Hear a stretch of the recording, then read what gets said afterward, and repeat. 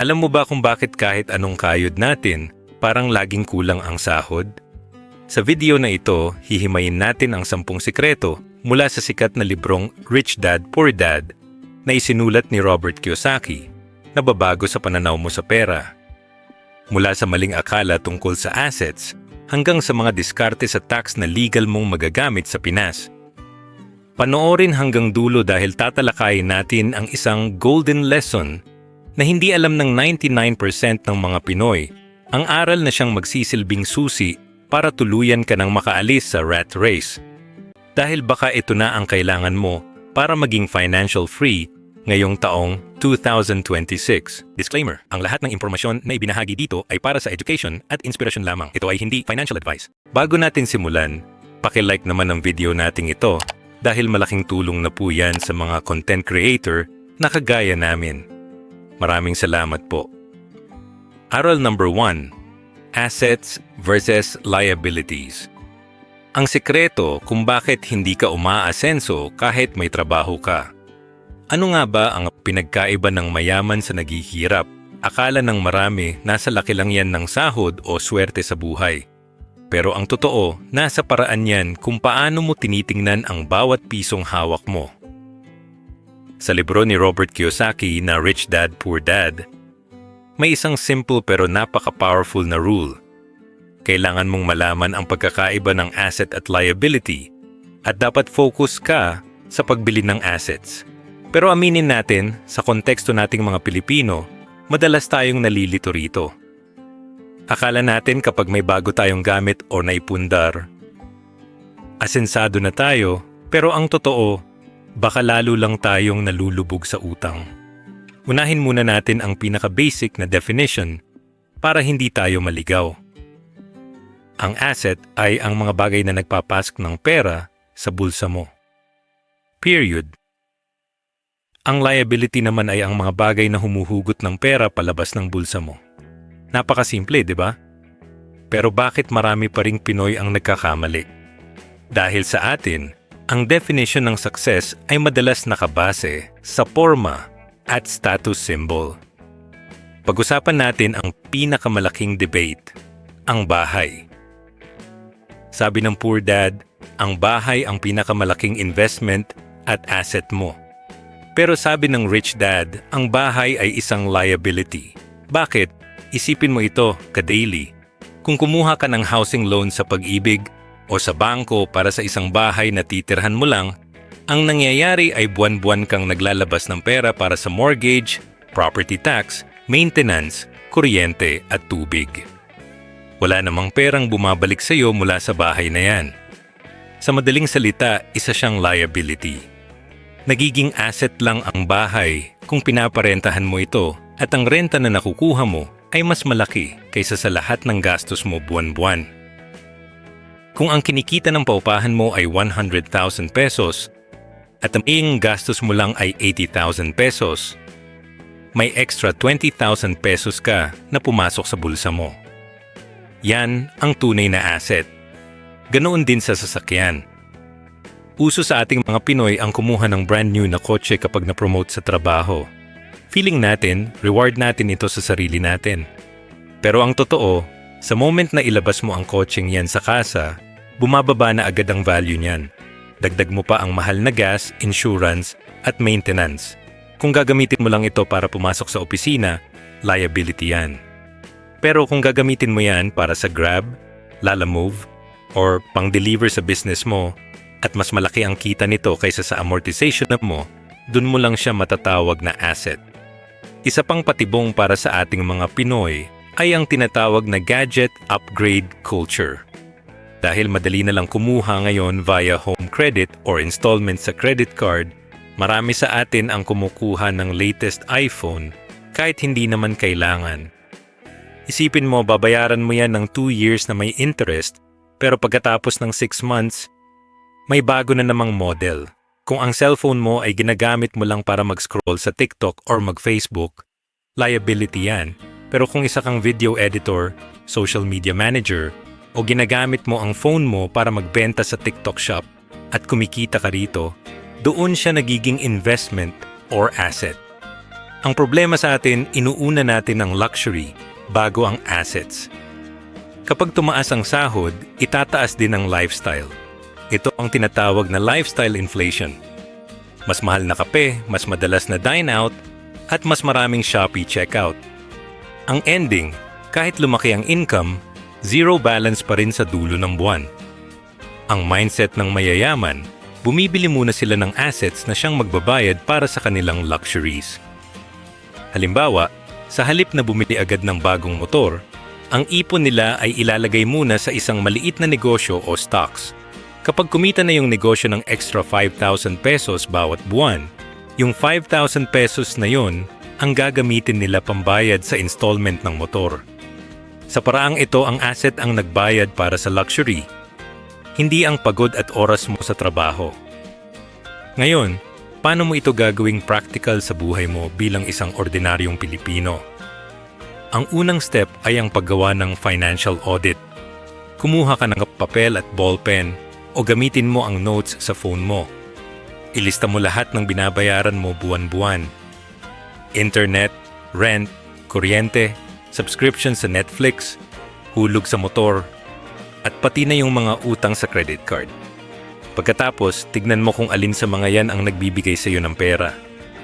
Kung puro outflow or palabas lang ang pera at walang inflow o pabalik, ibig sabihin, puno ka ng liabilities. Ang goal mo ngayon ay dahan-dahang bawasan ang liabilities at dagdagan ang assets. Paano? Hindi mo kailangan ng 1,000,000 piso para magsimula. Pwede kang magsimula sa maliliit na bagay. Halimbawa, sa halip na bumili ng signature na sapatos, ilagay mo ang 5,000 pesos mo sa Pag-ibig, MP2 o sa mga digital banks na may mataas na interest rate gaya ng Maya o C-Bank.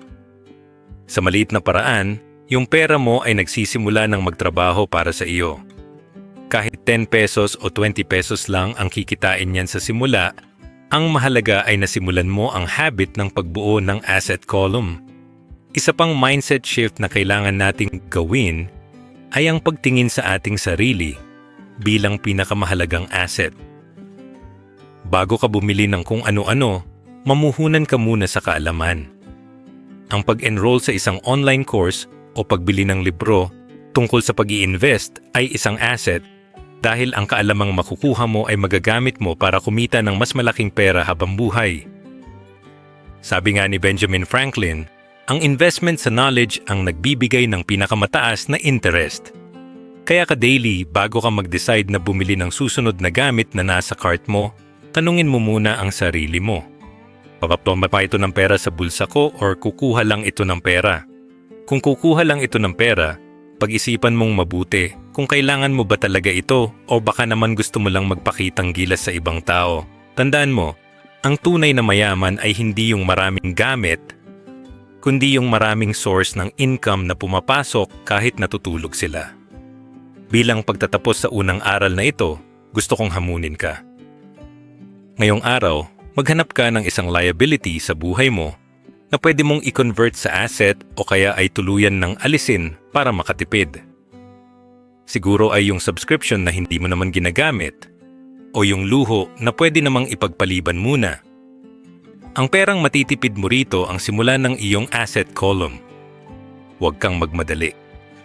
Ang pagyaman ay hindi sprint kundi isang marathon. Ang mahalaga, alam mo na ngayon ang pagkakaiba ng asset at liability at handa ka nang baguhin ang takbo ng iyong financial life. Aral number 2. Huwag magtrabaho para sa pera, magtrabaho para matuto. Ang trabaho mo ay training ground, hindi lang source ng income. Sa kulturang Pilipino, madalas nating marinig sa mga magulang natin ang payong, "Anak, mag-aral kang mabuti para makahanap ka ng magandang trabaho na may malaking sweldo at magandang benefits." Hindi naman mali ang payong ito, pero ito ay kulang.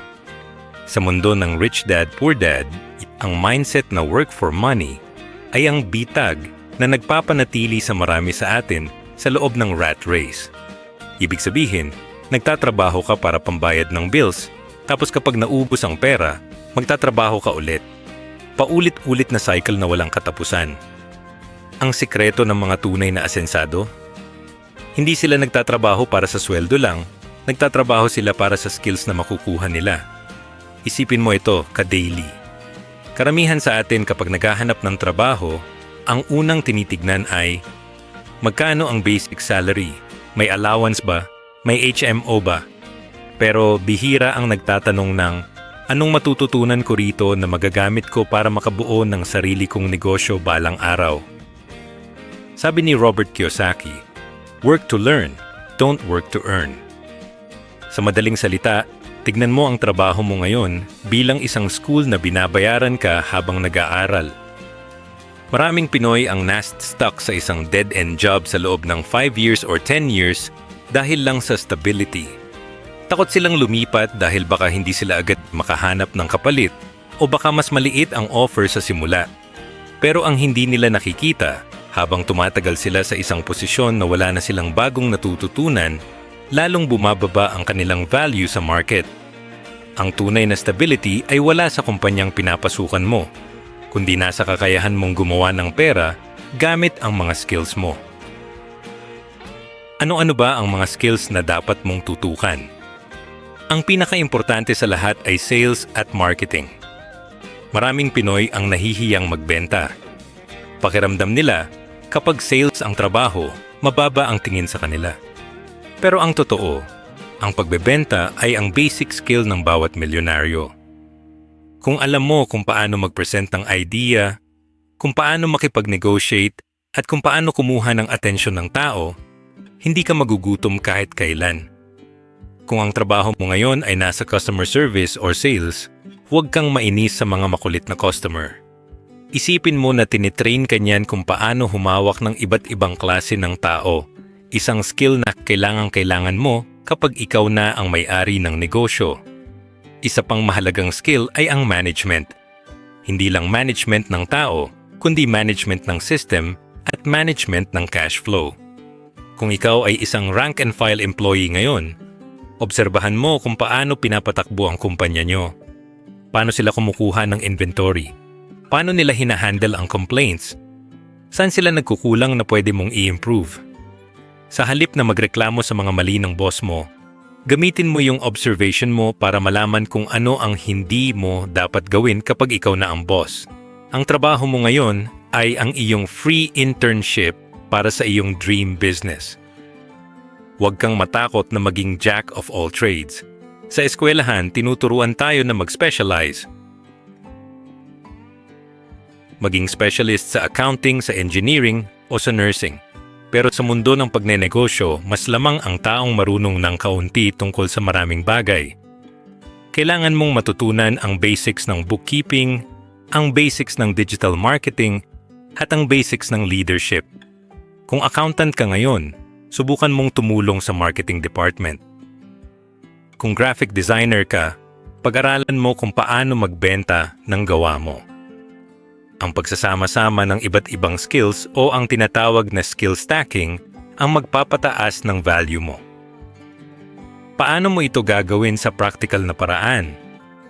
Kung nararamdaman mo na wala ka nang natututunan sa current job mo, baka panahon na para mag-upskill.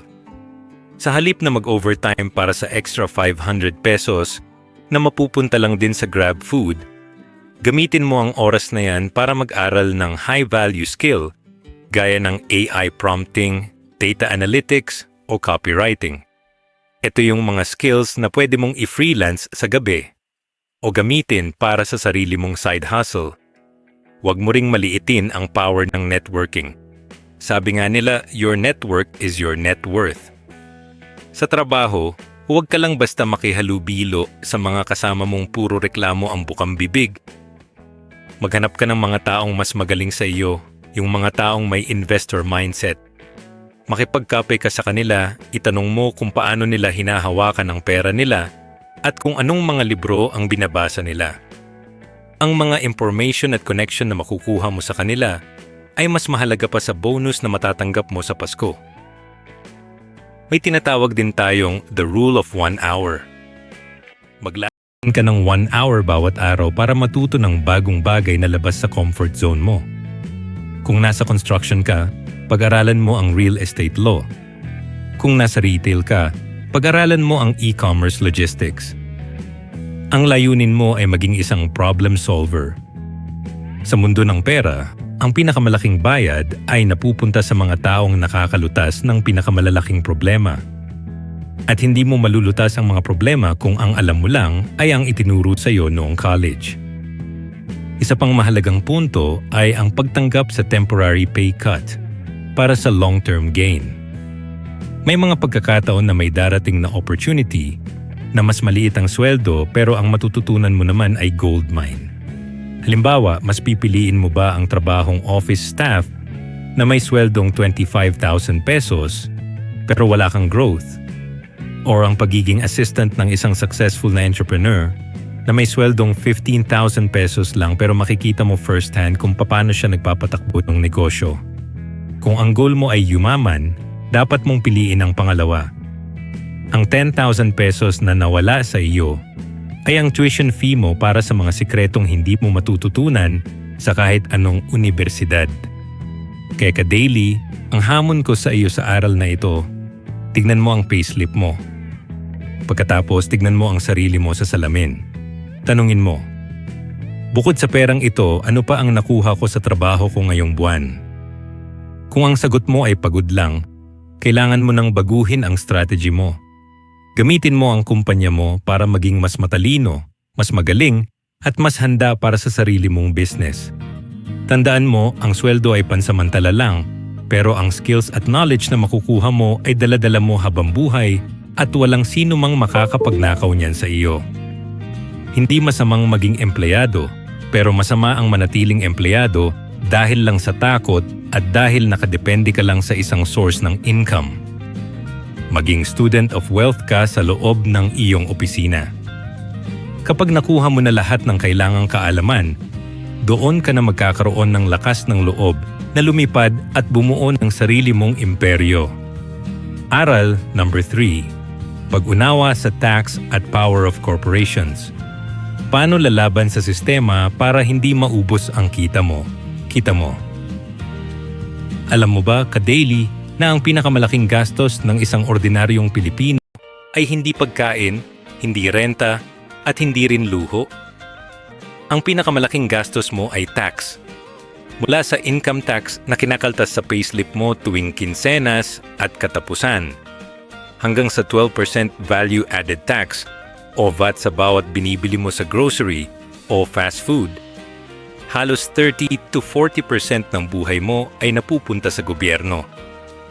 Ang masakit pa rito, bilang empleyado, wala kang kontrol kung paano ito kukunin sa iyo. Pero sa mundo ng mga rich dad, mayroong paraan para baliktarin ang sitwasyon. At yan ay sa pamamagitan ng pag-unawa sa kung paano gumagana ang mga korporasyon. Maraming Pinoy ang nag-aakalang ang korporasyon ay para lang sa mga higanting kumpanya gaya ng SM or Ayala.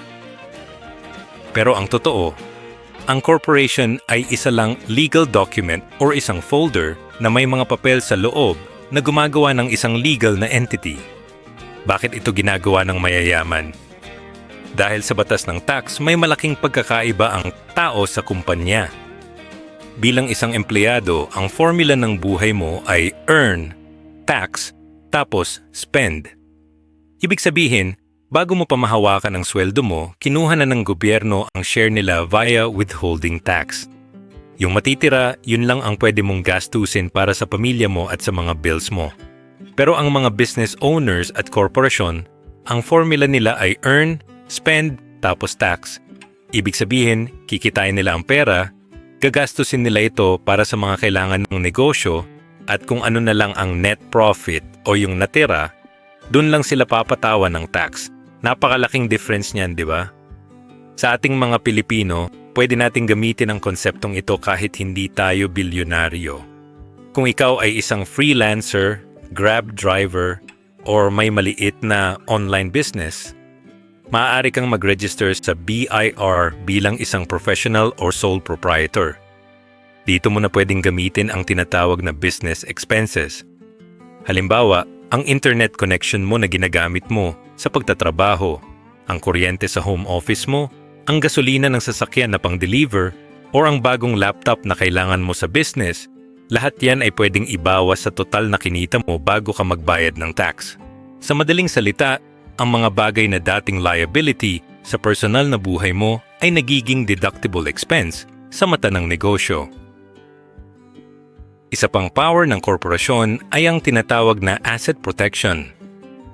Kapag ang isang negosyo ay naka-incorporate at nagkaroon ng problema o demanda, ang protektado ang personal mong ari-arian. Hindi pwedeng kunin ang bahay o personal na sasakyan mo para pambayad sa utang ng kumpanya. Ito ang dahilan kung bakit matatapang sumugal ang mayayaman. Dahil alam nila kung paano protektahan ang kanilang sarili laban sa mga legal na panganib. Pero huwag kang magkakamali ka-daily. Hindi ko sinasabing huwag kang magbayad ng tax o gumawa ka ng illegal. Ang aral dito ay maging tax smart. Sabi nga ni Robert Kiyosaki, financial IQ is the synergy of 4 broad areas of expertise. Una ay ang accounting o ang pag-intindi sa numero. Pangalawa ay investing o ang sining ng pagpapatubo ng pera. Pangatlo ay understanding markets o ang pag-alam sa supply at demand. At ang pang-apat ay ang law o ang pag-unawa sa tax at mga legal na protection. Kung wala kang alam sa batas at tax kahit gaano kalaki ang kitain mo, mauubos lang yan sa mga multa o sa sobrang taas na tax na pwede mo namang maiwasan ng legal. Paano mo ito gagawing practical ngayon? Kung ikaw ay isang empleyado na balak magtayo ng side hustle, huwag mo itong ituring na parang sideline lang.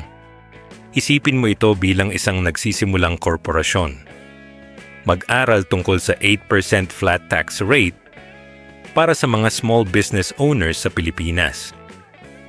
Ito ay isang napakagandang scheme ng BIR kung saan mas pinadali ang pagbabayad ng tax para sa mga nagsisimula pa lang. Sa halip na magbayad ka ng malaki base sa bracket ng income tax ng mga empleyado, flat 8% lang ang babayaran mo sa gross sales mo na lagpas sa 250,000 pesos. Mas malaki ang maiuuwi mong pera sa pamilya mo kung alam mo ang mga ganitong option. Dapat mo ring matutunan ang disiplina ng paghihiwalay ng pera. Huwag pagsamahin ang personal mong wallet sa pera ng negosyo mo. Kapag pinagsama mo yan, hindi mo na alam kung kumikita ka pa ba o nalulugi na. Ang isang rich dad mindset ay laging may malinaw na hangganan. Ang negosyo ay dapat may sariling bank account. Dito mo makikita ang tunay na power ng cash flow. Ang isa pang sikreto na hindi alam ng marami ay ang paggamit ng corporations para sa investments. Ang mayayaman, hindi sila bumibili ng properties sa ilalim ng sarili nilang pangalan lang. Madalas ay sa ilalim ito ng isang holding company. Bakit? Dahil mas madaling ipasa ang ownership o ibenta ang asset ng hindi masyadong tinatamaan ng malalaking transfer taxes. Ito ay mga advanced strategies, pero mahalagang ngayon pa lang ay bukas na ang isip mo na may mga ganitong legal na shortcut sa pag-asenso. Kaya ka-daily, ang actionable guide ko para sa iyo sa aral na ito. Huwag kang matakot sa BIR o sa mga legalities. Sa halip, maglaan ka ng oras na mag-research o kumonsulta sa isang accountant. Itanong mo, ano ang pinaka-tax efficient na paraan para sa aking sitwasyon? Sa Pilipinas marami tayong batas gaya ng Barangay Microbusiness Enterprise or BMBE Act na nagbibigay ng tax exemption sa mga maliliit na negosyong may asset na hindi lalampas sa 3 million pesos. Isipin mo, kung exempted ka sa income tax, yung perang dapat ay ibabayad mo sa gobyerno ay pwede mong gamitin para palaguin pa ang negosyo mo o pambili ng dagdag na assets. Ang pagyaman ay hindi lang tungkol sa kung gaano kalaki ang kinikita mo, kundi tungkol sa kung gaano kalaki ang naitatabi mo. At ang pinakamalaking hadlang sa pagtatabi ng pera ay ang kawalan ng kaalaman sa tax. Huwag kang maging biktima ng sistema dahil lang sa katamaran mong mag-aral ng batas.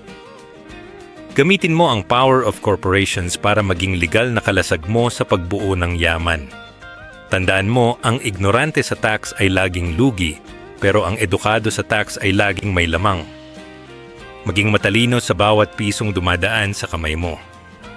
Ang iyong financial freedom ay nakasalalay hindi lang sa iyong sipag, kundi sa iyong strategy kung paano protektahan ang iyong pinaghirapan. Aral number 4. Mind your own business. Huwag mong ubusin ang buhay mo sa pagpapayaman sa ibang tao. Sa Pilipinas, madalas nating ituring na success ang pagkakaroon ng magandang posisyon sa isang malaking kumpanya. Kapag naging manager ka na o director, pakiramdam mo ay narating mo na ang rurok ng tagumpay. Pero ang tanong, ka-daily, kaninong business ba ang pinalalago mo?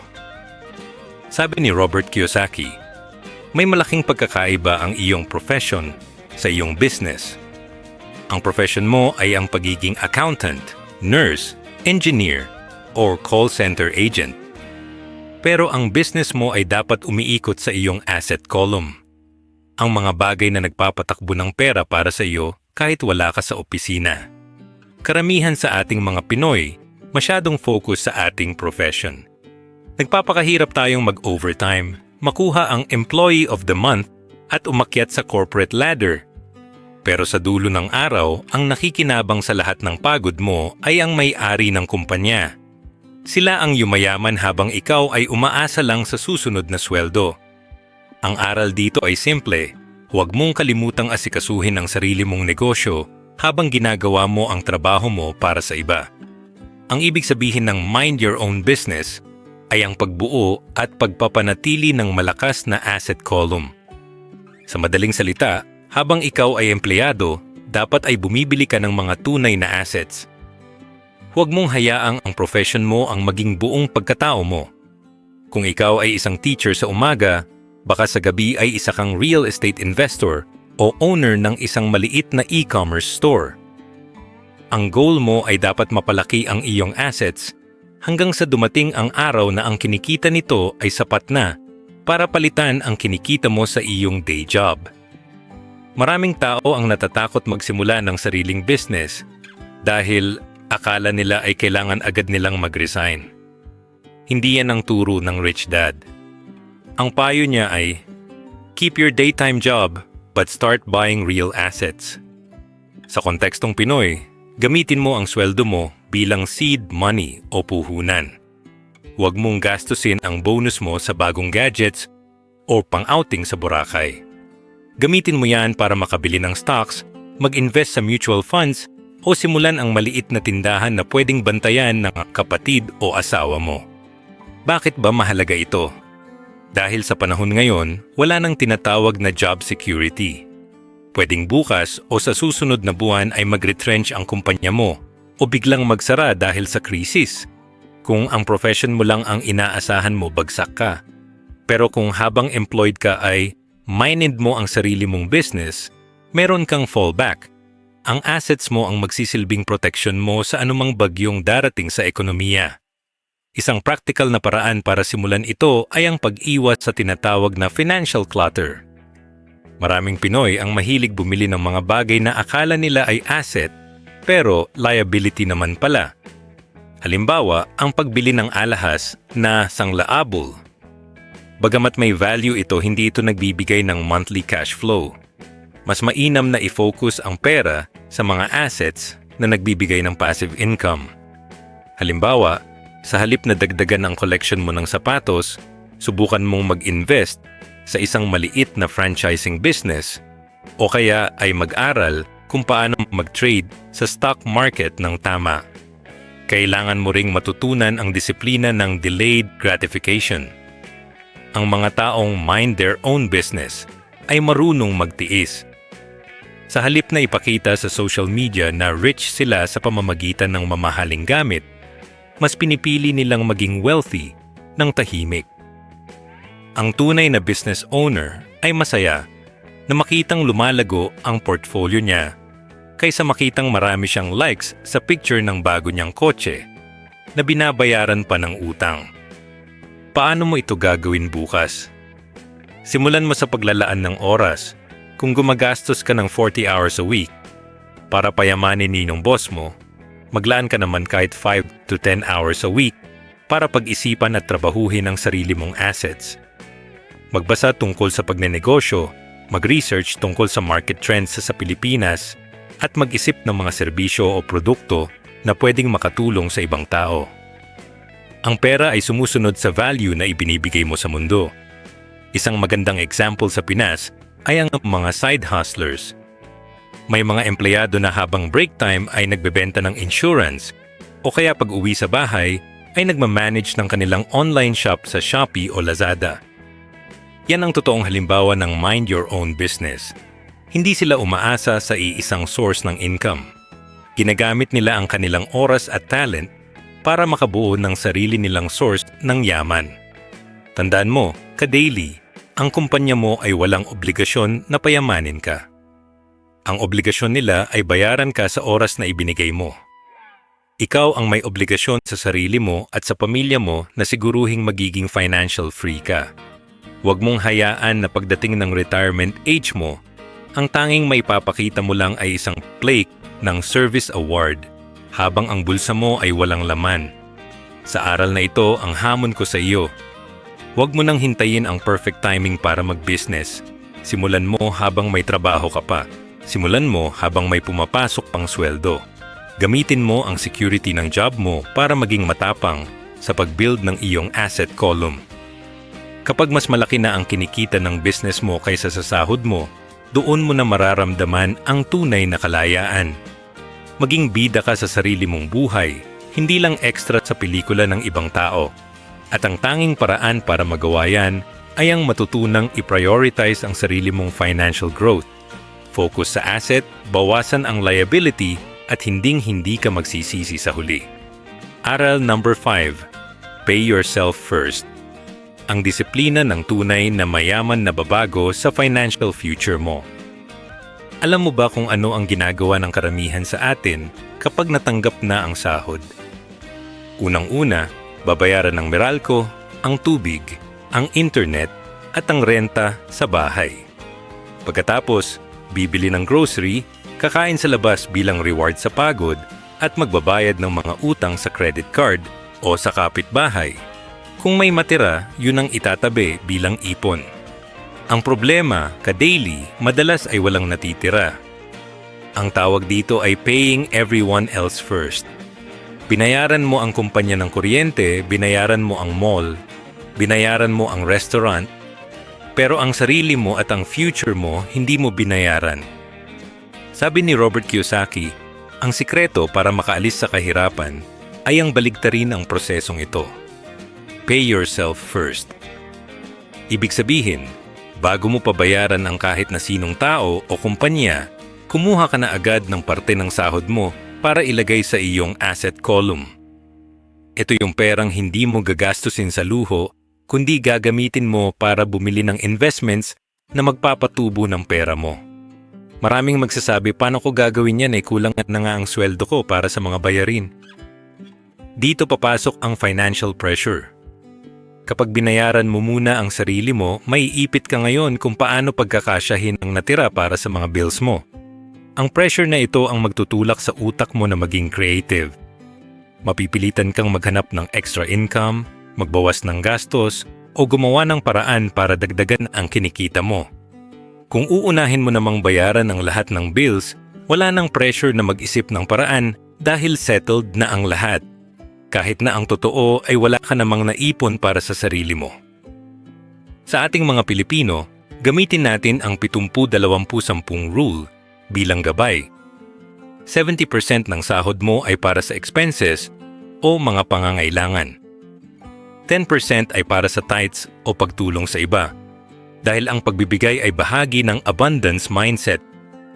At ang pinaka-importante, the remaining 20% ay ang pay yourself first fund mo. Kung hindi mo kaya ang 20% sa simula, simulan mo sa 10% o kahit 5%. Ang mahalaga rito ay hindi ang amount, kundi ang habit o ang nakasanayan mong gawin. Paano mo ito gagawin sa practical na paraan? Ang pinakamabisang trick ay ang automatic deduction.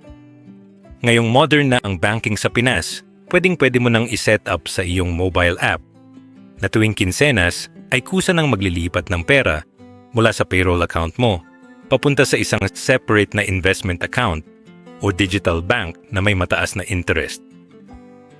Sa paraang ito, hindi mo na kailangang dumaan sa willpower o pakikipaglaban sa sarili mo kung itatabi mo ba ang pera o hindi. Pagkakita mo sa balance mo, yung net amount na lang ang ituturing mong pera mo. Kailangan mo ring matutunan ang disiplina laban sa social pressure. Mahirap mag-pay yourself first kung ang mga kaibigan mo ay laging nag-aayang uminom o mag-travel tapos ikaw ay tumatanggi dahil inuna mo ang investment mo. Sasabihan ka nilang kuripot o KJ. Pero tandaan mo, ka-daily, mas mabuti ng tawaging kuripot ngayon habang nagpapatayo ng assets kaysa tawaging broke pagdating ng panahon na wala ka ng lakas magtrabaho. Ang mga taong pinapayaman mo sa pamamagitan ng pagsunod sa lifestyle nila ay hindi naman sila ang magbabayad ng bills mo kapag nawalan ka ng trabaho. Isang mahalagang paalala, ang pay yourself first ay hindi pondo para sa bakasyon o para sa pambili ng bagong motor. Ito ay pondo para sa iyong freedom. Ang perang ito ay exclusive lang para sa pagbili ng assets, stocks, real estate, negosyo o mutual funds. Kapag nag-withdraw ka rito para pambili ng liability, ninanakawan mo ang future self mo. Isipin mo na ang bawat pisong nilalagay mo rito ay isang employee na nagtatrabaho para sa iyo 24/7. Huwag mong sisibakin ang employee mo dahil lang gusto mong bumili ng sapatos. Ano ang mangyayari kung talagang hindi sapat ang natira para sa bills mo? Sabi ng Rich Dad, huwag kang mataranta at huwag kang hihiram ng pera pambayad ng bills. Gamitin mo yung kaba at pressure na mararamdaman mo para mag-isip ng side hustle. Baka pwede kang mag-online selling, baka pwede kang kumuha ng freelance gig, o baka pwede mong ibenta yung mga gamit mong hindi mo na ginagamit. Ang pressure na ito ang motivation mo para lumago. Kung lagi kang safe dahil inuna mo ang bills, mananatili kang kontento sa maliit na sweldo. Dito rin papasok ang pag-iwas sa bad debt. Ang pag-pay yourself first ay mahirap gawin kung nakatali ka sa mga utang na may matataas na interest gaya ng 5-6 o yung mga quick loan apps na talamak ngayon. Kung may utang ka, isama mo sa iyong 70% expenses ang pagbabayad nito ng unti-unti. Pero huwag mong ititigil ang paglalagay kahit maliit sa iyong asset column. Kailangan mong makita na lumalago ang pera mo habang binabawasan mo ang utang mo para hindi ka mawalan ng gana. Ang habit na ito ay parang pagpunta sa gym. Sa unang linggo, masakit at mahirap. Gusto mong sumuko dahil parang wala namang nangyayari. Pero pagkalipas ng ilang buwan o taon, kapag nakita mo na ang compound interest na nagtatrabaho para sa iyo, doon mo maiisip na ito ang pinakamagandang desisyon na ginawa mo sa buhay mo.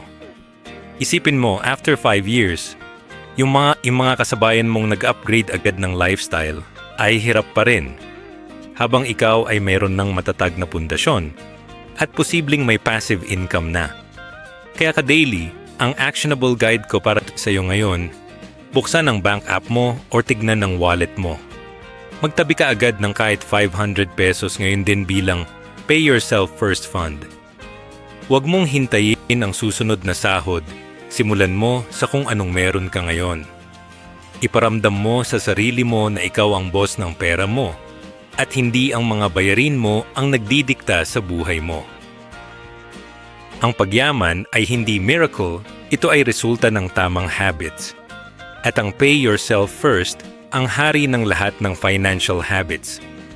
Sa paraang ito, sinasabi mo sa universe na seryoso ka sa pag-asenso at handa kang magsakripisyo sa simula para sa masarap na buhay sa huli. Aral number 6, ang pagkakaiba ng savers at investors. Bakit talo ang nag-iipon lang at paano maging matalinong investor? Lagi nating naririnig sa mga matatanda, anak, mag-ipon ka para sa kinabukasan. Magandang payo ito pero sa mundo ng Rich Dad may malaking catch. Savers are losers. Mukhang masakit pakinggan, di ba? Pero huwag kang mag-alala, hindi ibig sabihin nito na gastusin mo na lahat ng pera mo. Ang ibig sabihin ni Robert Kiyosaki, sa ilalim ng modernong ekonomiya, ang pera na nakatambay lang sa bangko ay unti-unting namamatay. Bakit? Dahil sa tinatawag nating inflation. Sa Pilipinas, ramdam na ramdam natin ito. Naalala mo ba noong ang 100 pesos mo ay marami nang mabibili sa grocery? Ngayon, parang pang-load o pang-merienda na lang yan. Ang inflation ay ang pagtaas ng presyo ng mga bilihin at ang resulta nito ay ang pagbaba ng purchasing power ng pera mo. Kung nag-iipon ka sa isang traditional bank account na nagbibigay lang ng 0.25% na interest kada taon, habang ang inflation sa Pinas ay nasa 4 to 6%, ang totoo niyan ay nalulugi ka. Ang pera mo ay nababawasan ang halaga habang tumatagal. Kaya ang mindset ng rich dad ay hindi lang mag-ipon, kundi mag-invest. Ano nga ba ang kaibahan? Ang saver ay nagtatago ng pera dahil sa takot. Takot silang mawalan, kaya itinatago nila ang pera sa ilalim ng kama o sa bangko. Ang investor naman ay ginagamit ang pera para bumili ng assets na lumalago o nagbibigay ng cash flow. Ang goal ng isang investor ay talunin ang inflation. Kung ang presyo ng bilihin ay tumataas ng 5%, dapat ang investment mo ay kumikita ng 7% o higit pa. Doon ka lang tunay na yumayaman. Sa ating mga Pinoy, paano ba tayo magsisimulang maging investor kahit hindi tayo milyonaryo? Unang-una, kailangan mong alisin ang takot na baka mawala ang pera ko. Ang risk o panganib ay laging nandyan, pero ang pinakamalaking risk ay ang walang gawin at hayaang ubusin ng inflation ang pinaghirapan mo. Ang solusyon sa takot ay edukasyon. Huwag kang tatalon sa isang investment na hindi mo naiintindihan dahil lang uso o sabi ng kapitbahay mo. Magsimula tayo sa mga low-risk entry investments na perfect sa kontekstong Pinoy. Una na dyan ang Pag-ibig MP2. Ito ay isang voluntary savings program ng gobyerno na nagbibigay ng dividends na madalas ay mas mataas kaysa sa mga regular banks. Safe ito dahil ang gobyerno ang may hawak at ang kinikita nito ay tax-free. Ang minimum na hulog ay 500 pesos lang. Isa itong magandang halimbawa ng paglipat mula sa pagiging saver tungo sa pagiging investor. Pangalawa, gamitin ang mga digital banks gaya ng Maya, Cbank o GoTyme. Sa halip na iwan ang emergency fund mo sa bangkong walang interest, ilipat ito sa mga digital banks na nagbibigay ng 4 to 6% interest per year. Dito, ang pera mo ay liquid o madaling makuha pero kumikita pa rin habang natutulog ka. Pangatlo, pag-aralan ang stock market o mutual funds. Sa pamamagitan ng mga apps gaya ng COL Financial o GCash via G-Invest, pwede kang maging part owner ng mga malalaking kumpanya sa Pilipinas gaya ng SM, Jollibee o Ayala sa halagang 1,000 pesos lang. Sa halip na bumili ka lang ng manok sa Jollibee, bakit hindi ka bumili ng shares ng Jollibee para kapag kumita sila, may share ka rin sa dividends at pagtaas ng presyo ng stocks nila? Yan ang investor mindset. Isang mahalagang konsepto na dapat mong maunawaan ay ang compound interest. Sabi nga ni Albert Einstein, ito ang eighth wonder of the world. Ito ay ang interest na kinikita ng interest mo. Halimbawa, kung nag-invest ka ng 10,000 pesos at kumita ito ng 1,000 pesos ngayong taon, sa susunod na taon, ang 11,000 pesos mo na ang kikita ng interest. Sa paglipas ng 10 o 20 na taon, ang maliit na itinanim mo ay magiging isang malaking puno na magbibigay sa iyo ng prutas habang buhay. Pero mangyayari lang ito kung ikaw ay isang investor. Hindi kung ikaw ay isang saver na laging withdraw ang kinita para pambili ng bagong sapatos. Kailangan mo ring matutunan ang diversification. Huwag ilagay ang lahat ng itlog sa isang basket. Huwag ibuhos ang lahat ng ipon sa iisang investment lang. Magkaroon ka ng balanse. Merong para sa short-term cash, medium-term, digital banks/MP2, at long-term, stocks/real estate. Sa ganitong paraan, kung sakaling bumaba ang stock market, protektado ka pa rin ng iba mong investments. Ang pinaka-importanting investment na gagawin mo bilang isang nagsisimulang investor ay ang investment sa iyong sarili. Sabi ni Rich Dad, your mind is your greatest asset. Bago ka sumabak sa crypto o sa kahit anong komplikadong investment, bumili ka muna ng libro o manood ng mga tutorials tungkol sa financial literacy. Ang taong walang alam ay madaling ma-scam. At dito sa Pilipinas, napakaraming get-rich-quick schemes na kumukuha ng pera sa mga taong gustong yumaman ng mabilis pero ayaw mag-aral. Tandaan mo, kung mukhang too good to be true, malamang scam yan. Ano ang actionable step mo ngayong linggo? Tignan mo ang bank account mo. Magkano ang nakatambay lang doon? Mag-iwan ka lang ng sapat para sa emergency fund mo, 3 to 6 months ng expenses mo. Ang sobra, simulan mong i-deploy sa mga investments. Isipin mo na ang bawat piso mo ay isang sundalo. Kung nakatambay lang sila sa bangko, natutulog lang sila. Pero kung naka-invest sila, lumalaban sila para dalhan ka ng mas maraming prisoners of war o dagdag na kita. Huwag kang matakot na magsimula ng maliit. Ang pinaka-successful na mga investors sa Pilipinas ay nagsimula rin sa barya-barya. Ang pagkakaiba lang nila sa ordinaryong tao ay naintindihan nila na ang oras ay mas mahalaga kaysa sa timing. Mas maaga kang magsimulang mag-invest, mas malaki ang magiging bunga nito pagdating ng panahon. Ang pagyaman ay hindi tungkol sa swerte sa loto. Ito ay tungkol sa pag-unawa na ang pera ay isang tool na kailangang gamitin para lumago.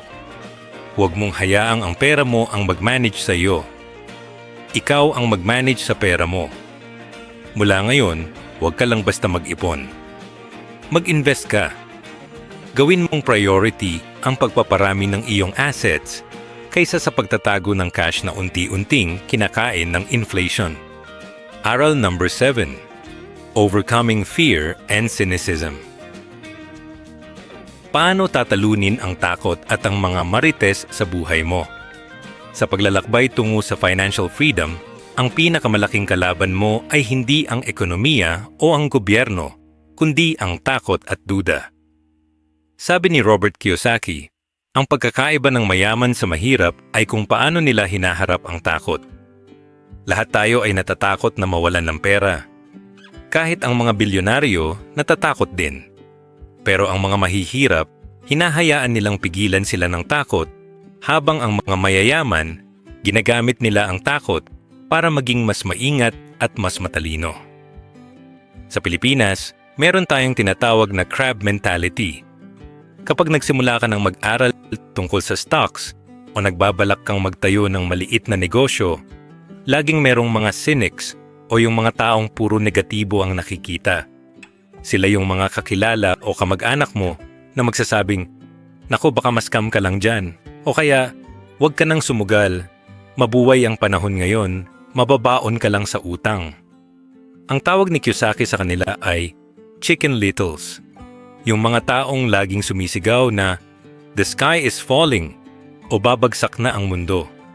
Ang problema sa pakikinig sa mga marites na ito ay hindi naman sila ang magbabayad ng mga bills mo kapag tumanda ka. Ang cynicism o yung pagiging laging duda ay isang paraan ng utak natin para manatili sa comfort zone. Mas madaling maging negatibo kaysa mag-aral. Mas madaling sabihing scam yan kaysa intindihin kung paano talaga gumagana ang investment. Kung gusto mong umasenso, kailangan mong matutunang i-filter ang mga naririnig mo. Ang kailangan mo ay critical thinking, hindi cynicism. Ang matalinong tao ay nagtatanong para matuto. Ang sarado ang utak ay nagtatanong para lang patunayang hindi gagana ang isang bagay. Pag-usapan naman natin ang fear of losing money. Maraming Pinoy ang takot sumugal sa business dahil ayaw nilang mawala ang pinaghirapan nilang pera. Pero isipin mo ito ka-daily. Ang pag-iwas sa risk ay ang pinakamalaking risk sa lahat. Sa eskwelahan, tinuturuan tayo na ang pagkakamali ay masama. Kapag nagkamali ka sa exam, bagsak ka. Pero sa real world, ang pagkakamali ay ang paraan kung paano tayo natututo. Walang successful na entrepreneur sa Pilipinas na hindi nakaranas malugi o magkamali. Ang kaibahan nila, itinuturing nilang tuition fee, ang bawat pagkalugi. Kapag natalo sila ng 50,000 piso sa isang business, hindi sila hihinto. Sa halip, tatanungin nila ang sarili nila. Ano ang natutunan ko rito para sa susunod ay 500,000 piso na ang kitain ko? Paano mo ito gagawin sa practical na paraan? Ang unang step ay ang pagpapalit ng statement mo. Sa halip na sabihing hindi ko kaya yan o I can't afford that, palitan mo ito ng tanong, paano ko kaya magagawa yan? O how can I afford that? Ang simpleng pagbabagong ito sa pananalita ay parang pag-on ng switch sa loob ng utak mo. Ang utak natin ay tamad. Kapag sinabi mong hindi ko kaya, hihinto na siya sa pagtatrabaho. Pero kapag nagtanong ka ng paano, mapipilitan ng utak mo na maghanap ng solusyon, mag-isip ng paraan, at maging creative. Kailangan mo ring talunin ang tinatawag na laziness. Pero hindi lang ito yung katamaran na nakahiga lang sa kama. Meron tayong tinatawag na busy laziness. Ito yung mga taong sobrang busy sa trabaho, sa pag-o-overtime, o sa pag-aasikaso ng kung ano-ano para lang iwasan ang pagharap sa kanilang financial reality. Busy sila para hindi nila maisip na kailangan na nilang mag-invest o magbago ng buhay. Ang gamot sa katamarang ito ay ang konting greed o kasakiman, pero sa mabuting paraan. Itanong mo sa sarili mo, ano ang buhay na gusto ko para sa pamilya ko? Ano ang mangyayari kung hindi na ako kailangang magtrabaho para sa pera? Ang pagnanais para sa mas magandang buhay ang magtutulak sa iyo na bumangon at labanan ang takot. Huwag ka ring padadala sa emosyon. Ang market sa Pilipinas, lalo na ang stock market, ay parang roller coaster. May mga araw na pula ang screen at lahat ay nagpapanik. Ang mga cynics ay magsasabing, sinasabi ko na nga ba pabagsak na yan? Pero ang mga rich dad mindset, nakikita ang pagbagsak ng market bilang isang sale. Isipin mo, kapag ang sapatos sa mall ay naka 50% discount, nagkakandara pa tayong bumili. Pero kapag ang stocks o real estate ang nag-discount, natatakot tayo. Ang investor ay bumibili kapag ang iba ay natatakot at nagbebenta kapag ang lahat ay masyado ng kampante. Dito rin papasok ang overcoming arrogance. Ang pagiging mayabang ay pagtatakip lang sa kawalan ng alam. Sabi ni Rich Dad, "What I know makes me money. What I don't know loses me money." Kung hindi mo alam ang isang bagay, aminin mo, huwag mong i-dismiss ang isang opportunity dahil lang hindi mo ito naintindihan. Magbasa, magtanong sa mga eksperto, at maging mapagkumbaba sa pag-aaral. Sa Pilipinas, maraming feeling expert sa Facebook comments pero empty naman ang bank account. Huwag kang gagaya sa kanila. Ang actionable guide ko para sa iyo ngayon, kilalanin mo ang iyong mga chicken littles. Sino sa mga kaibigan o kamag-anak mo ang laging nagbibigay ng negatibong payo tungkol sa pera? Simulan mong bawasan ang pakikinig sa kanila pagdating sa financial decisions. Maghanap ka ng tribe o grupo ng mga taong may parehong vision sa iyo. Mga taong nag-uusap tungkol sa investments, business ideas, at growth. Pangalawa, gumawa ka ng maliit na fear budget. Subukan mong mag-invest ng maliit na halaga. Halimbawa ay 1,000 pesos sa isang digital bank o G-Invest. Maramdaman mo lang yung feeling na ang pera mo ay gumagalaw nang wala ka namang ginagawa. Ang experience ang pinakamagaling na gamot sa takot. Kapag nakita mong hindi naman nag-unaw ang mundo noong nag-invest ka, lalakas ang loob mo na dagdagan ito sa susunod. Tandaan mo ka-daily, ang takot ay natural. Ang duda ay normal. Pero huwag mong hayaang ang mga ito ang magmaneho ng buhay mo. Ang mga taong nagtatagumpay sa Pilipinas ay hindi yung mga walang takot, kundi yung mga taong kumilos sa kabila ng kanilang takot. Huwag kang maging biktima ng Marites culture. Maging bida ka sa sarili mong financial story. Talunin mo ang cynicism ng iba sa pamamagitan ng sarili mong resulta. Aral number 8. Maghanap ng opportunities na hindi nakikita ng iba. Ang sining ng paggawa ng pera mula sa wala. Alam mo ba, ka-daily, na ang pera ay hindi nakikita ng mga mata? Ang pera ay nakikita ng isip. Sabi ni Robert Kiyosaki, karamihan sa mga tao ay hindi nakakakita ng opportunities dahil masyado silang busy sa paghahanap ng trabaho at security. Kapag ang hinahanap mo lang ay sweldo, yun lang ang makikita mo. Pero kapag sinanay mo ang utak mo na maghanap ng solutions, dun mo matutuklasan na ang Pilipinas ay punong-puno ng pagkakataon para yumaman kung alam mo lang kung saan titingin. Ang isang ordinaryong tao, kapag nakakita ng problema, ang gagawin ay magreklamo. Pero ang isang taong may rich dad mindset, kapag nakakita ng problema, ang unang papasok sa isip niya ay, paano ko ito gagawing business? Isipin mo ito ka-daily. Ang bawat problema na nararanasan ng mga Pinoy ay isang business opportunity. Traffic ba? Kaya sikat ang mga delivery services at angkas. Mahaba ba ang pila sa gobyerno? Kaya may mga lilitaw na services para sa assistance at processing. Ang pera ay bayad sa iyo ng ibang tao para sa paglutas ng kanilang problema o para sa pagtitipid ng kanilang oras. Paano mo sisimulan ang pag-train sa mata mo? Unang-una, kailangan mong matutunan ang the art of observation. Mag-ikot ka sa barangay nyo o sa lungsod nyo. Ano ang wala doon? Ano ang laging inirereklamo ng mga tao? Halimbawa, kung sa subdivision nyo ay walang malapit na bilihan ng sariwang gulay at kailangan pa nilang mag-commute ng malayo, meron kang opportunity na magtayo ng isang community pantry o delivery service. Hindi mo kailangan ng malaking warehouse. Kailangan mo lang ng solusyon sa problema ng mga kapitbahay mo. Pangalawa, pag-aralan mo ang tinatawag na undervalued assets. Sa mundo ng real estate o buy and sell, ang pera ay hindi kinikita kapag nagbenta ka. Ang pera ay kinikita mo sa moment na bumili ka. Ibig sabihin, ang goal mo ay maghanap ng mga bagay na mura mong makukuha pero mataas ang potential value. Halimbawa, sa Pilipinas, maraming mga foreclosed properties o mga bahay na kinuha ng bangko dahil hindi na nabayaran. Maraming tao ang natatakot dito pero para sa isang edukadong investor, ito ay pagkakataon na makabili ng property na below market value.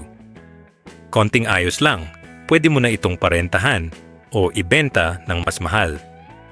Ang kailangan mo rito ay hindi lang pera, kundi financial intelligence para malaman kung alin ang good deal. Pangatlo, dapat kang maging early adopter o marunong mag-spot ng trends bago pa ito maging mainstream. Bago pa naging talamak ang mga milk tea shops o mga laundromats sa bawat kanto, may mga naunang tao na nakakita na ito ang magiging trend. Sa panahon natin ngayon, ang susunod na malaking opportunity ay maaaring nasa AI services, renewable energy gaya ng solar panels para sa mga bahay, o kaya ay digital assets. Huwag kang makisabay kung kailan sikat na ang isang bagay at lahat ay gumagawa na nito. Ang totoong kita ay nasa pagiging mauna sa pagbibigay ng value. Isa pang sikreto ni Rich Dad ay ang paggamit ng OPM or Other People's Money. Maraming Pinoy ang nagsasabing, gusto ko sanang magnegosyo pero wala akong puhunan. Pero alam mo ba na ang pinakamalalaking deal ay hindi ginagamitan ng sariling pera?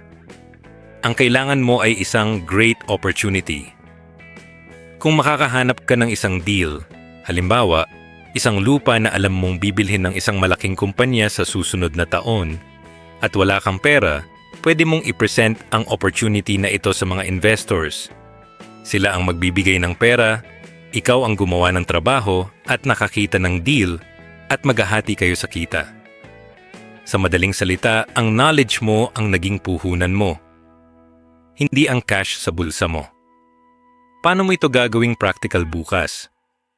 Simulan mo sa paggawa ng isang opportunity journal. Araw-araw pilitin mo ang sarili mo na ilista ang 3 to 5 business ideas o opportunities na nakita mo sa paligid mo. Kahit mukhang imposible o kakatuwa sa simula, isulat mo lang. Ang layunin dito ay i-program ang subconscious mind mo na laging maging alerto. Pagkalipas ng isang buwan, mabibigla ka na lang na mas madali mo nang nakikita ang mga gaps sa market na pwedeng pasukan ng negosyo. Dapat mo ring pag-aralan ang negotiation skills. Maraming opportunities ang dumadaan lang sa harap natin pero hindi natin nakukuha dahil takot tayong makipagtawaran o magtanong. Sa Pilipinas, lahat ay negotiable. Mula sa upa sa pwesto hanggang sa presyo ng mga gamit. Ang taong marunong mag-negotiate ay nakakakuha ng mas malaking margin o kita. Tandaan mo, hindi mo makukuha ang hindi mo hinihingi. Isang mahalagang paalala, huwag kang maging opportunity seeker na walang direksyon. Maraming tao ang lipat ng business. Ngayon networking, bukas crypto, sa susunod ay sari-sari store. Ang tawag dito ay shiny object syndrome.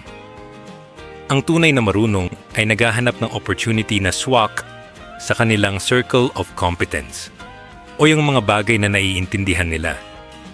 Kung hindi mo naiintindihan ang isang bagay, kahit gaano pa kaganda ang opportunity na yan, baka mauwi lang yan sa pagkalugi.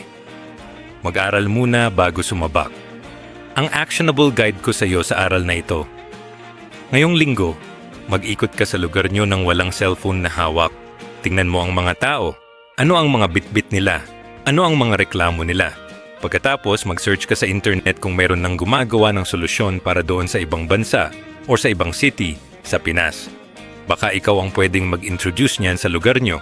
Ang pagiging copycat ng isang successful na business model sa ibang lugar at pag-apply nito sa sarili mong komunidad ay isa sa pinakasubok na paraan para kumita. Tandaan mo, ka-daily ang mundo ay punong-puno ng pera. Hindi ito nauubusan. Ang tanging nauubos ay ang kakayahan nating makita ito dahil sa sobrang pagod o stress sa trabaho. Huminga ka, buksan mo ang isip mo, at maniwala ka na ang susunod na malaking opportunity ay nasa harap mo na.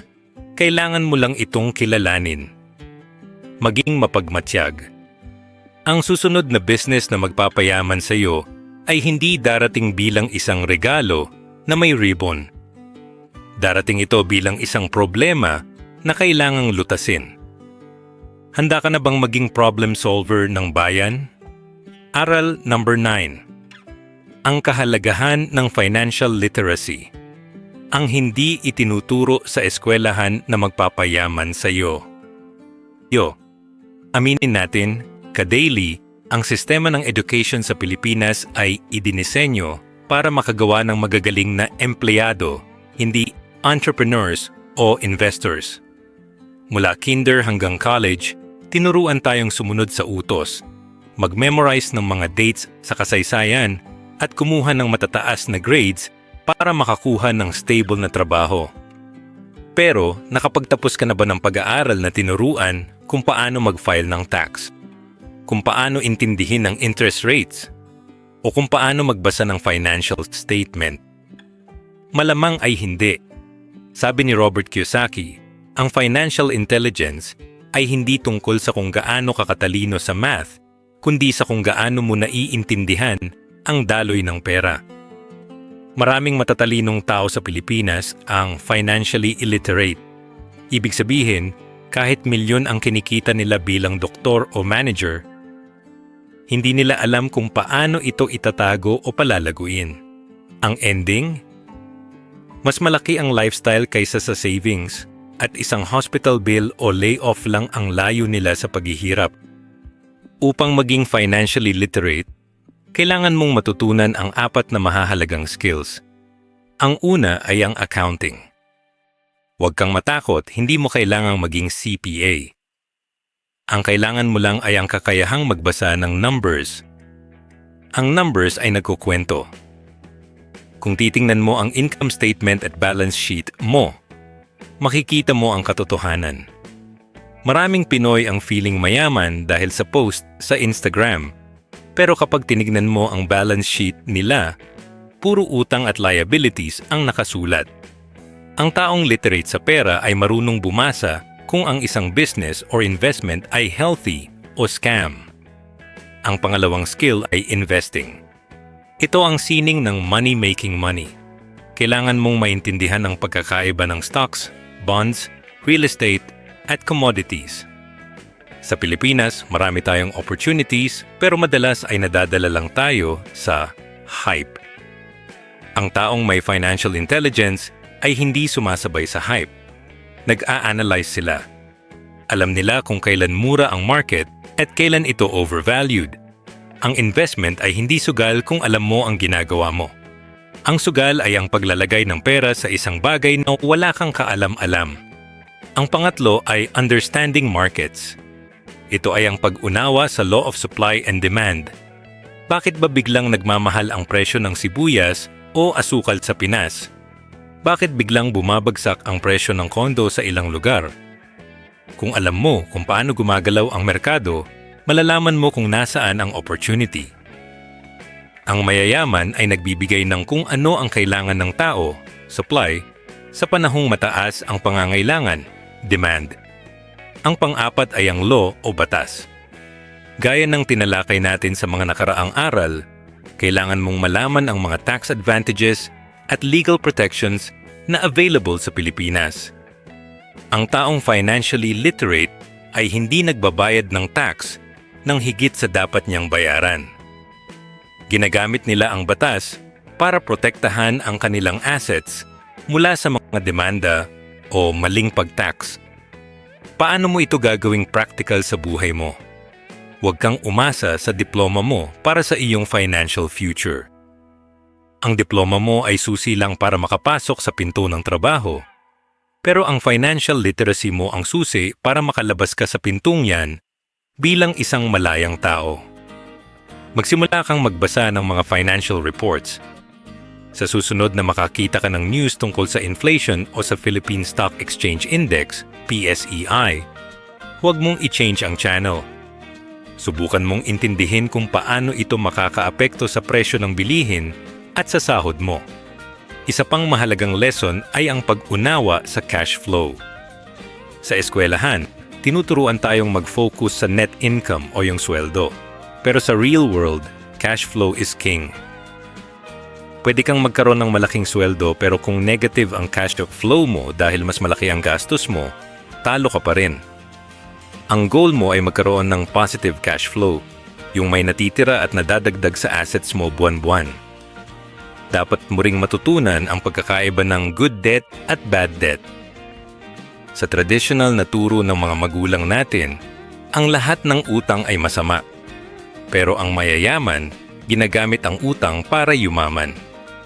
Ang bad debt ay yung utang na pambili ng gamit o pambayad ng bills like credit card debt for shopping.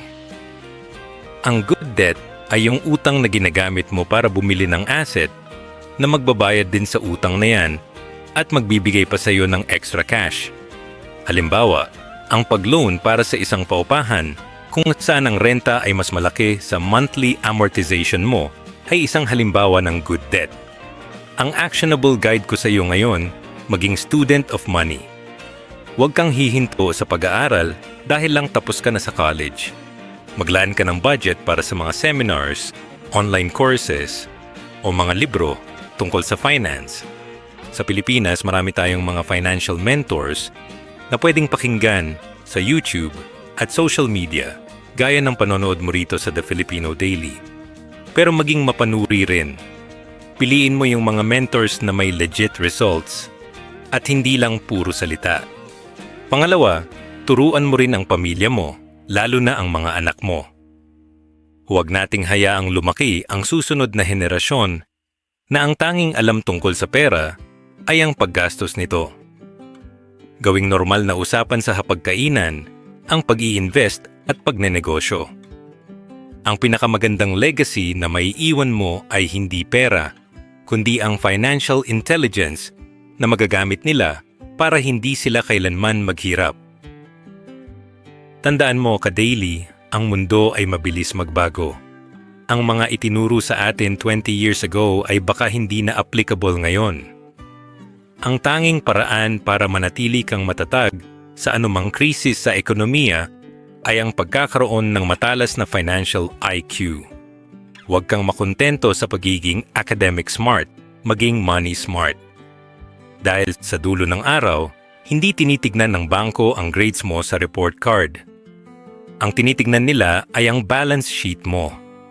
Simulan mo nang buuin ang iyong financial literacy ngayon. Ang bawat terminolohiya na naiintindihan mo at bawat batas na natututunan mo ay dagdag na bala mo sa pakikipaglaban sa kahirapan. Ang kaalaman ay kapangyarihan, pero ang financial knowledge ay kalayaan. Aral number 10. The Power of Giving. Ang sikreto ng pagbibigay na nagpapayaman sa iyo lalo. Maraming tao ang nagsasabi, magbibigay lang ako kapag mayaman na ako. O kaya, paano ako magbibigay kulang pa sa akin ang pera ko. Pero sa mundo ni Rich Dad, baligtad ang logic. Kung gusto mo ng isang bagay, kailangan mo muna itong ibigay. Kung gusto mo ng pera, kailangan mong magbigay ng pera. Kung gusto mo ng sales, kailangan mong tulungan ang ibang tao na makabenta. Ang tawag dito ay ang law of reciprocity. Ang universo ay parang salamin. Kung ano ang inilalabas mo, yun ang babalik sa iyo. Sa ating kulturang Pilipino, likas sa atin ang pagiging matulungin, pero madalas ay ginagawa natin ito dahil sa obligasyon or awa. Ang aral dito ni Robert Kiyosaki ay ang pagbibigay na may abundance mindset. Kapag nagbibigay ka, sinasabi mo sa iyong subconscious mind na marami akong pera at hindi ako nauubusan.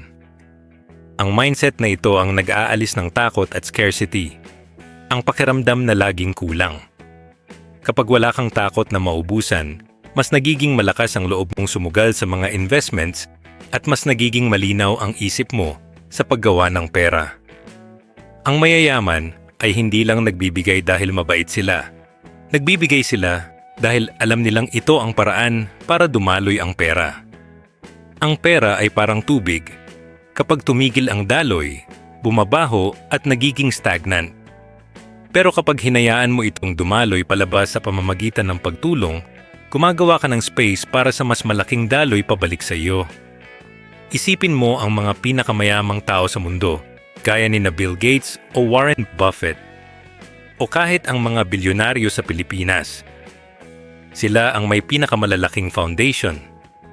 Ang pagbibigay ay hindi nakakabawas sa yaman nila. Lalo itong nagpapalawak ng kanilang network at influence. Paano mo ito gagawin sa practical na paraan kahit nagsisimula ka pa lang? Hindi mo kailangang mag-donate ng milyon. Magsimula ka sa tithing o ang paglalaan ng 10% ng iyong kita para sa charity o sa iyong simbahan. Kung mabigat pa ang 10%, simulan mo sa kahit anong amount na komportable ka. Ang mahalaga ay ang disiplina na papakawalan mo ang pera ng walang kapalit. Mapapansin mo sa tuwing ginagawa mo ito, lalong nagiging creative ang utak mo kung paano bawiin ang perang binigay mo at madalas ay higit pa ang bumabalik. Pangalawa, magbigay ka ng value sa anyo ng kaalaman. Sabi ni Rich Dad, "If you want to learn something, teach it to someone else." Kapag ibinabahagi mo ang natutunan mo tungkol sa financial literacy sa iyong mga kaibigan o kapamilya, lalong tumitimo sa isip mo ang mga aral na yan. Huwag kang maging madamot sa impormasyon. Ang pagtulong sa iba na umasenso ay hindi bawas sa oportunidad mo. Sa totoo lang, kapag pinaligiran mo ang sarili mo ng mga taong tinulungan mong umasenso, nakakabuo ka ng isang malakas na network na magdadala sa iyo ng mas maraming business deals sa hinaharap. Ang pagbibigay ay isa ring paraan para labanan ang greed o kasakiman na madalas nakakasira sa mga investors. Kapag puro tanggap ka lang, nagiging emotional ang pagdedesisyon mo sa pera. Pero kapag marunong kang magbigay, nagkakaroon ka ng kontrol sa pera. Hindi na ang pera ang nagmamay-ari sa iyo. Ikaw na ang may-ari ng pera mo. Nagkakaroon ka ng peace of mind. At ang taong may payapang isip ay mas nakakagawa ng matatalinong investment decisions. Sa konteksto nating mga Pinoy, kailangan lang nating mag-ingat sa tinatawag na enabling. Ang pagbibigay ay dapat nakakatulong sa tao na tumayo sa sarili nilang mga paa, hindi yung ginagawa silang palaasa. Mas mainam na magbigay ng seeds kaysa fruit. Turuan mo silang mag-invest, bigyan mo sila ng libro, o tulungan mo silang makahanap ng trabaho. Yan ang tunay na pagbibigay na may long-term impact. Sabi nga, give a man a fish and you feed him for a day. Teach a man to fish and you feed him for a lifetime. Ano ang actionable guide mo para sa huling aral na ito? Ngayong linggo, maghanap ka ng isang cause o isang tao na pwede mong tulungan nang walang hinihintay na kapalit. Maaaring ito ay maliit na halaga para sa isang foundation o kaya ay paglalaan ng oras para i-mentor ang isang kakilala na gustong magnegosyo. Gawin mo ito ng may masayang puso at obserbahan mo kung paano magbabago ang pakiramdam mo sa pera. Ang pagyaman ay hindi lang tungkol sa pag-aari ng maraming assets. Ito ay tungkol sa pagiging isang tao na may kakayahang magpabago ng buhay ng iba. Sa dulo ng buhay natin, hindi itatanong kung magkano ang laman ng bank account mo, kundi kung ilang tao ang natulungan mong gumaan ang buhay dahil sa iyong tagumpay. Ka-daily, natapos na natin ang 10 aral mula sa librong Rich Dad, Poor Dad ni Robert Kiyosaki. Mula sa pag-unawa sa assets laban sa liabilities hanggang sa power of giving, nasa kamay mo na ang mga armas para talunin ang kahirapan. Pero tandaan mo, ang kaalaman ay balewala kung walang action. Huwag mong hayaang maging information overload lang ito. Pumili ka ng 1 o 2 aral na gagawin mo agad bukas. Ang kaalaman na walang aksyon ay sayang lang. Pwede mong panoorin ang video na ito ng paulit-ulit, pero kung bukas ay babalik ka sa dati mong gawi. Ang puro Shopee checkout, ang pag-iwas sa pag-aaral ng investments, at ang pagtitiis sa trabahong hindi ka naman pinahahalagahan, mananatili kang stuck kung nasaan ka man ngayon. Ang pag-asenso sa Pilipinas ay hindi nakadepende sa swerte o sa kung sino ang presidente. Nakadepende ito sa desisyon mo ngayong araw. Huwag kang matakot magsimula ng maliit. Mas mabuting maging beginner ngayon na may pangarap kaysa maging matanda balang araw na puno ng pagsisisi. Tandaan mo, ang bawat bilyonaryo sa mundo ay nagsimula rin sa pag-unawa sa simpleng pagkakaiba ng asset at liability. Kaya ang tanong ko sa iyo, ano ang unang step na gagawin mo ngayong napanood mo ang videong ito? Isulat mo sa comment section para ma-inspire din ang iba. Huwag mong hayaang matapos ang taong 2026 na wala kang nabago sa iyong financial life. Maging bida ka sa sarili mong kwento. Maraming salamat sa panonood dito sa The Filipino Daily. Paki-like ang videong ito kung nagustuhan ninyo. At para sa mga iba pang content like this, mag-subscribe kayo sa ating YouTube channel, ang The Filipino Daily. Maraming salamat.